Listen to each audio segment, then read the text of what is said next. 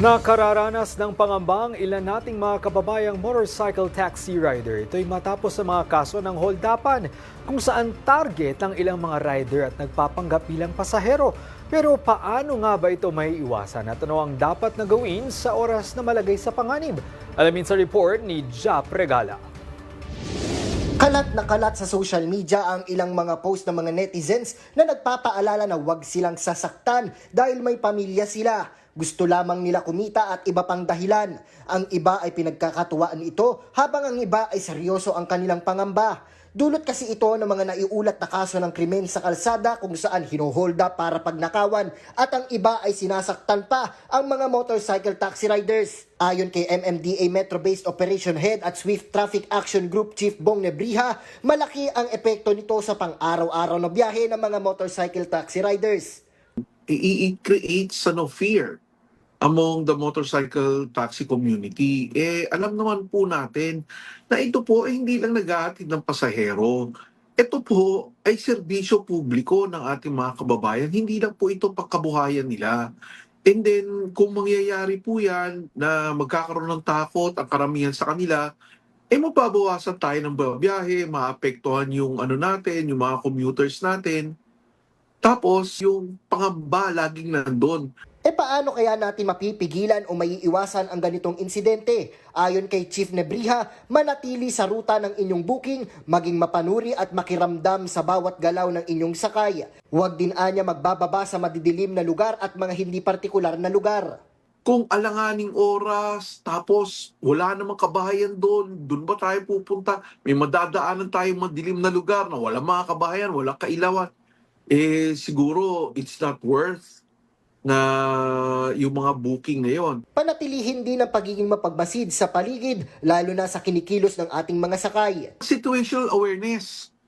Kasi alam niyo po yung mga mag-hold up, hindi rin po mapakalian. Tignan niyo po, makikita niyo sa side mirror, tignan niyo po yung itsura, ano po yung ginagawa niya, ano po yung mga actuations niya. Kung nakakaramdam din anya ng pangamba, ibaba ang pasahero sa tapat ng barangay hall, pulisya o sa mataong lugar para sa kaligtasan o kung maaari rin ay i-cancel na lamang ang booking. Maaari rin pagmasdan ang mga galaw ng pasahero bago ito isakay. Tingnan din kung may nakaumbok bang armas o kutsilyo sa tagiliran o sa kanyang katawan para sa pag-iingat. Pero kung malagay na sa peligro, ano ba ang dapat gawin? So, kung hinihingi yung cellphone, bigay nyo na. Kung hinihingi yung kita nyo, ibigay nyo na. Yung motor, ibigay nyo na po. Wala pong halaga na makakapalit sa buhay nyo. Ang pamilya nyo po, ang asawa, ang mga anak, tama po ang pinagdadasal nila na magkaroon kayo ng magandang kita sa araw na yon. Pero ang pinagdadasal po nila makabalik din po kayo nagligtas. Ayon pa kay Nebriha, pwede rin gamitin pananggalang ang motorsiklo upang maging pagitan at saka ibigay ang mga hinihingi ng mga suspect. Kasabay niya nanawagan din si Nebriha na magkaroon ng pagtuturo ang mga TNVS company para sa mga MC taxi riders ng mga ito para sa mga dapat gawin sa oras ng panganib at dagdag pa niya, magkaroon ng emergency call button ang mga TNVS company sa kanilang applications na isang pindot lang ay maaari na silang makahingi ng tulong.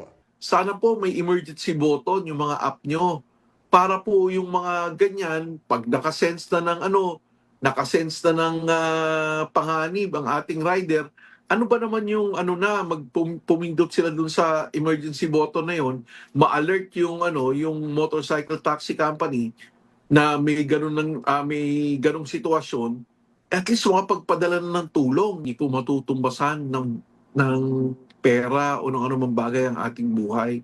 Mas mahalaga po yan para sa ating pamilya na makauwi tayo ng ligtas. Samantala, kaugnay niyan ay isinusulong naman ni Akbayan Party List Representative Chel Jokno sa Kamara ang pagratipika ng International Labour Organization Convention No. 193 pagsasabatas ang protektadong online workers at mga empleyado pati na ang Raketera Bill. Ito'y para bigyan ng malinaw na accountability ang mga platform ng TNVS companies ng patas at pantay na kontrata, social protection at mga benepisyo tulad na lang ng SSS, PhilHealth at Pag-ibig. Ayon kay Representative Jokno, hindi dapat naiiwan ang mga riders sa oras ng panganib habang kumikita ang mga platform. Dagdag pa ng mambabatas, pananagutin ng kumpanya ang anumang mangyari sa kanilang mga rider. Para sa totoong balita sa Bagong Pilipinas, Jap Regala, 13 sa tanghali ng Congress TV.